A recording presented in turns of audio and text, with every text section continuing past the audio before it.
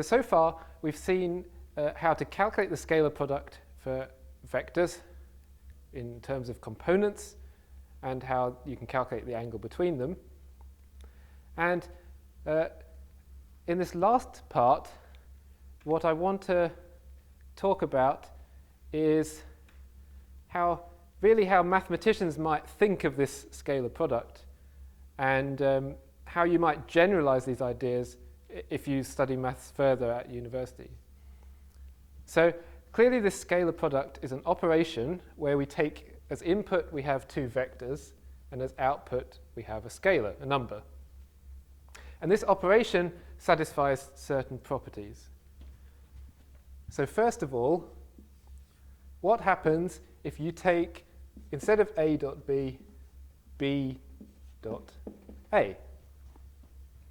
Well, by the definition here, this is going to be B A cos. Then what's the angle between A and B? Between B and A, sorry. Well, it's sort of 360 minus what the angle was before, right? If we always measure the angle in the same direction. So let's say cos of 2 pi minus the angle between A and B. But if you think about the cosine function, then you know that cos theta looks like this, where this value here is 2 pi, and this is 0. So 2 pi minus theta is the same value as theta. So this is just AB, well, BA, we can swap the order of that. They're just numbers, so we can write AB cos theta, and this is just the same thing as A dot B. So this operation is what you would call symmetric. Now, the second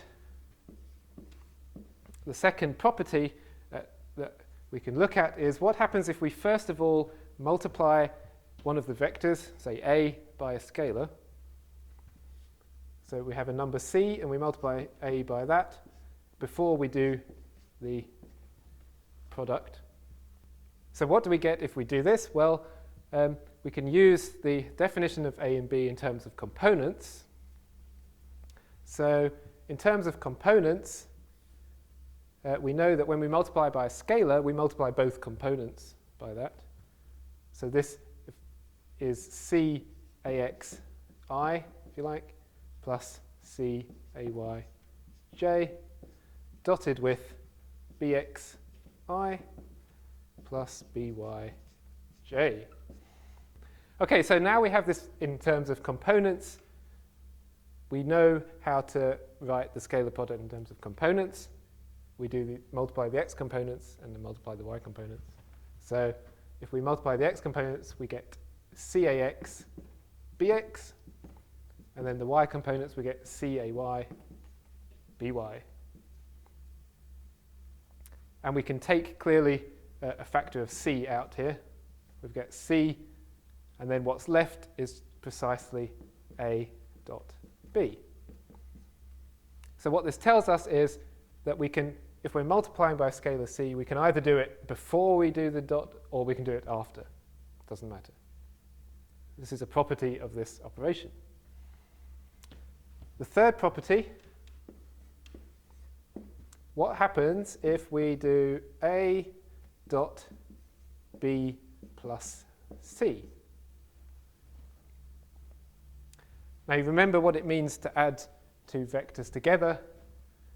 If you have B, vector B, then you do you add them top and tail, B, C, and then B plus C is the vector that goes directly to that point from your origin. And in terms of components, we know that you just add component y's. So B plus C, the x component of B plus C is Bx plus Cx. Right, very simple.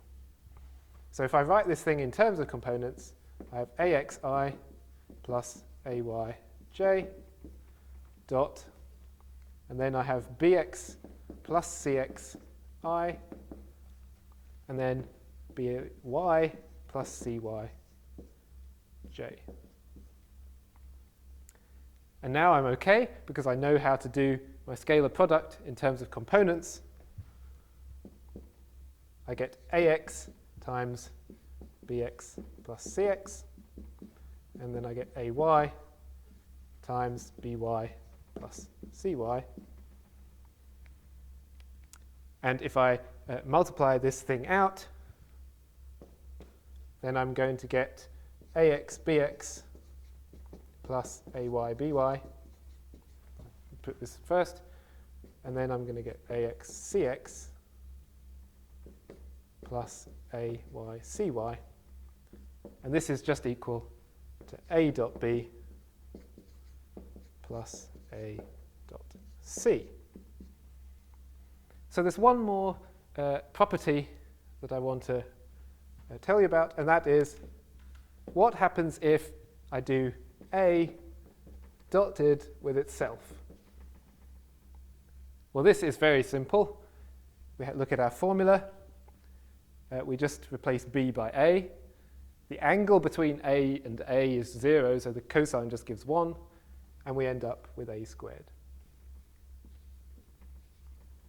So the length of the vector squared. And this is clearly greater than or equal to 0. So for this reason, we would say that this operation has positivity. So taken together, these properties 2 and 3 are what we call linearity. So we say that this scalar product is linear. Okay, so we've seen that the scalar product satisfies these 4 properties. And what mathematicians like to do is to generalize and think what other operations could you have that satisfy these properties and behave in the same way. And one obvious one is just normal multiplication of real numbers. If you think about it, then all of these rules very obviously hold for that. But I want to look at a slightly strange example here to show you the kind of ways in which you might generalize this idea when you're studying higher mathematics. So I'm going to think about what would be the scalar product between 2 functions. So f of x and g of x are normal functions, like x squared or sine x or whatever. And I'm going to define the dot product between them. So we can't define it as the magnitude of f, the magnitude of g times the angle between them, because we don't know the angle between a function. It doesn't make any sense. So I'm going to define it as an integral between -1 and +1 of f of x times g of x dx. And it's a useful exercise for you to go back and think about those 4 properties and show that this definition satisfies all of those if you replace a and b by functions f and g. So just a quick example. If you wanted to calculate x dot x in this new product, then you would have to integrate x times x, so x squared dx between -1 and +1. And that gives us x cubed over 3 between -1 and +1, which comes to 2/3. So it's a scalar. We start out with some objects, we put 2 of them together, we get a scalar, so that makes sense. Now, one thing we could do, now we've defined this product, is we could use it to define what we mean by the angle between 2 functions. And this is a kind of natural way to generalize from the original case, because we can still use this formula that says cos theta is equal to f dot g over square root of f dot f square root of g dot g. So we can use it to define what the length of a function is by doing the square root of f dot f. using this product. And we can use it to define the angle between them here. So let's just finish by taking an example. We'll put f equals to 1, a nice simple function, and we'll put g as equal to x. Well then, cos theta is going to be the integral of f times g, which is the integral of x dx, divided by integral of f times f, which is just the integral of 1, times the integral of g times g, which is x squared. So this top integral is going to be x squared over 2 between the limits. And on the bottom, the first integral comes to square root of 2. And the second integral I just calculated before, 2/3. But this top one is an even function, so the two terms are going to cancel, and this is going to be 0. So cos theta is 0. So it makes sense for us to say that the angle between these two functions is 90 degrees, or what we would normally say is that these two functions are orthogonal. And you'll see if you study maths or even physics at university, that there's quite a lot of examples where you talk about orthogonal functions and apply them in real applications.